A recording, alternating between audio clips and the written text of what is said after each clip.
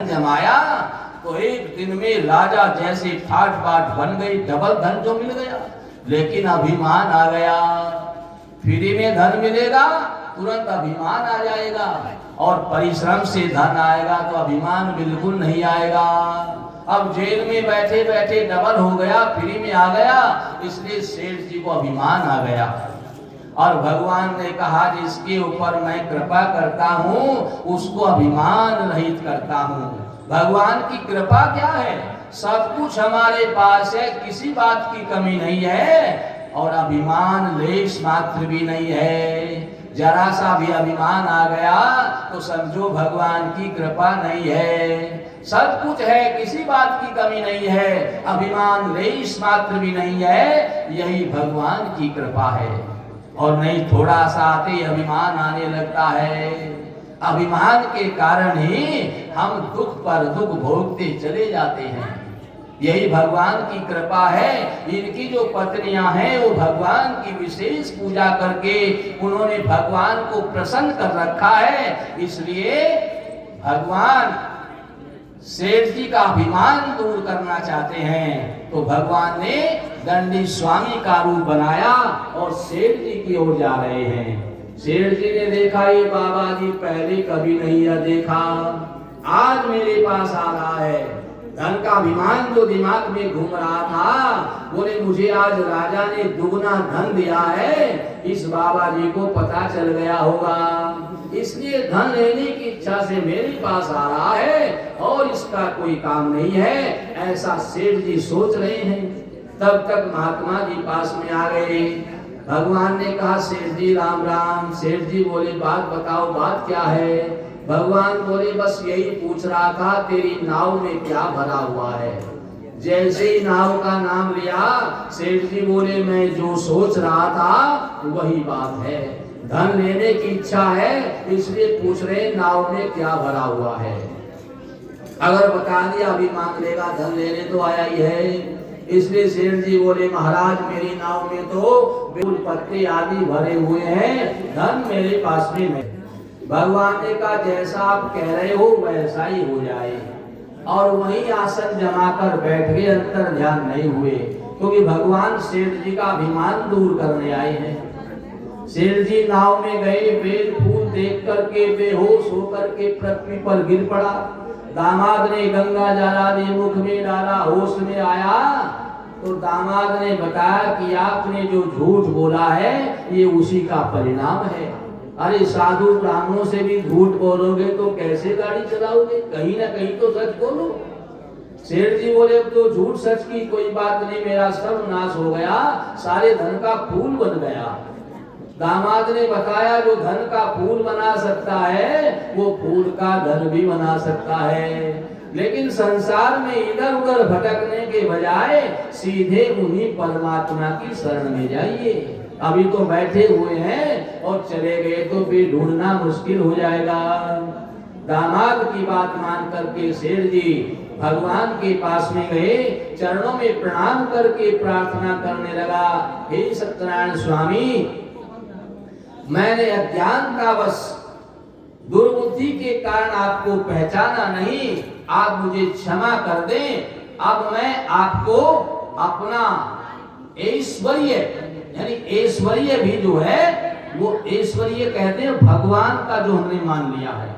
इस संसार के धन को हमने अपना मान लिया तो धन है, और परमात्मा का मान लिया तो उसी धन को ऐश्वर्य कहते हैं, क्योंकि भगवान का धन ऐश्वर्य होता है वो दूसरों के लिए है, जो अपने लिए है वो धन है, और जो दूसरों के लिए होता है उसे ऐश्वर्य कहते हैं। तो सेठ जी बोले मैं ऐश्वर्य के अनुसार आपकी पूजा करूंगा, यानी अब धन को अपना नहीं मानूंगा, मैंने अज्ञान का वश अपना मान लिया था। क्योंकि मैं जब आया था खाली आया था, और जब जाऊंगा तो खाली जाऊंगा, लेकर के आया नहीं, लेकर के जा नहीं सकता, और अपना अपना कह रहा है। यही मेरी अज्ञानता थी, अब मुझे ज्ञान हो गया, अब मैं ऐसा नहीं करूंगा। संसार के धन को अपना मान लिया इसलिए अभिमान आ गया था, अपना है नहीं, अपना मान लिया तो अभिमान आ गया था।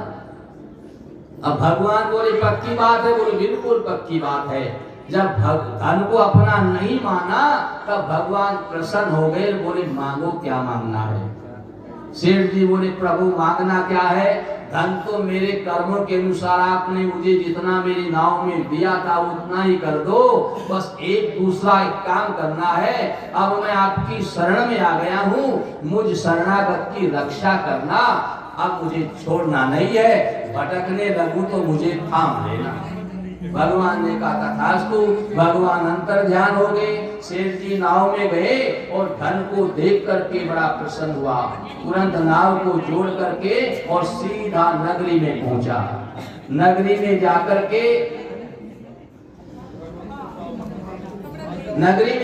के उसने नौकर से कहा जाओ घर में सूचना दे दो, सेठ जी नगरी में नदी पर आ गए हैं। नौकर घर में गया तो क्या देखा, दोनों माँ बेटी दोबारा फिर भगवान के पूजन की तैयारी कर रही हैं। पहले पूजन किया, कामना पूरी नहीं हुई तो बेचारी दोबारा कर रही हैं। सारी तैयारी हो चुकी है, पूजन करने ही वाली हैं। नौकर ने जाकर के अनुकूल वचन सुनाए, तुम्हारे पति और दामाद नदी पर आ गए हैं। जैसे ही कलावती ने सुना, बोली माँ जिस काम के लिए भगवान का पूजन कर रहे थे वो काम तो हमारा हो ही गया। मतलब बोले हमारे पति आ जाएं इसलिए तो भगवान का पूजन कर रहे थे, पति हमारे आ गए, नौकर बता रहा है नदी पर हैं, फिर इस पूजन की क्या जरूरत है। उसकी माँ ने कहा बेटी ऐसे मत बोल, उन्हीं की कृपा से हमारे सब काम हुए हैं। एक बार किया था, थोड़ी कमी रह गई होगी इसलिए कामना पूरी नहीं होगी। पता कैसे चला, बोले शुरू ही किया था, तैयारी ही की थी, कामना पूरी हो गई। इसका मतलब पहले थोड़ी सी कमी रह गई थी। अब देर कितनी लगनी है, तैयारी हो चुकी है। पूजन करके और प्रसाद चरणामृत उनके लिए भी लेकर के चलेंगे। कलावती बोली माँ बुढ़ापे में तेरी बुद्धि भी बूढ़ी हो गई है, अब मैं बूढ़ी थोड़े हूँ जो तेरी बातों में आऊं। तुझे जो करना सो कर, मुझे इस पूजन वूजन की कोई जरूरत नहीं है। और पूजन का त्याग करके, प्रसाद चरणामृत का त्याग करके पति के दर्शन को नदी पर आई तो क्या देखा कलावती ने, सेठ जी रो रहे हैं। कलावती बोली पिताजी आप क्यों रो रहे हैं। सेठ जी बोले बेटी अभी अभी धन सहित नाव नदी में डूब गई और तुम्हारे पति भी उसमें ही बैठे हुए थे, वो भी डूब गए। अब तो कलावती विलाप करने लगी और यहाँ तक कि हाथ में खड़ाऊ लेकर सती होने का निश्चय कर लिया। सेठ जी ने जब सुना तो समझ गए आज भी कोई न कोई बड़ी गलती जरूर हो गई है। भगवान की शरण में थे इसलिए समझ में आ गया, बोले बड़ी गलती जरूर हुई है। भगवान से प्रार्थना करने लगा, हे सत्यनारायण स्वामी मुझसे मेरे परिवार से भी कोई भूल हो गई हो उसे क्षमा कर देना। रही आपके पूजन की बात, इस बार मैं भूला नहीं हूँ। घर जाते ही गृह प्रवेश तो बाद में होगा, पहले आपका पूजन होगा, लेकिन घर तक जाऊं तो सही। तो आकाशवाणी हुई कि ये साधु इस बार तेरी गलती नहीं है, तेरी कन्या जो कलावती है वो प्रसाद चरणामृत पूजन छोड़ करके पति के दर्शन को गई है, इसलिए पति अदृश्य हुआ है, डूबा नहीं है। पूजा करके जाए तो पति का दर्शन होगा। ऐसी आकाशवाणी सुनकर के कलावती शीघ्र ही घर में गई, जाकर के सत्यनारायण भगवान का पूजन किया, प्रसाद चरणामृत लिया और भगवान के सामने दंडवत प्रणाम करके प्रार्थना करी, हे सत्यनारायण स्वामी मैं अभी नदी पर पति के दर्शन को जा रही हूँ, अगर मुझे मेरे पति मिले तो मैं आज ही दोबारा फिर आपका पूजन करूंगी। ऐसा संकल्प करके नदी पर आई तो पति का दर्शन हुआ। अब तो कलावती बड़ी प्रसन्न हुई, तुरंत पिताजी के पास में पहुंची और बोली पिताजी अब देर क्यों कर रहे हो, जल्दी घर चलो। सेठ जी बोले अब जल्दी किस बात की है, अब तो सब कुछ ठीक हो गया, आराम से चलेंगे। कलावती बोली आराम से नहीं, मैं संकल्प करके आई हूँ, मुझे आज ही दोबारा फिर भगवान का पूजन करना है। सेठ जी बोले मैंने भी बार बार संकल्प किया है, आज मेरा भी संकल्प पूरा होगा और तेरा भी संकल्प पूरा होगा। आज पूरा परिवार मिलकर के सत्यनारायण भगवान का पूजन करेंगे। आज पूरे परिवार ने मिलकर के सत्यनारायण भगवान का पूजन किया और फिर तो प्रत्येक पूर्णिमा, संक्रांति, अमावस्या, एकादशी आदि तिथियों में विधिवत भगवान का पूजन करने लगा और मरने पर सत्यलोक हो गया। बोली श्री सत्यनारायण भगवान की जय।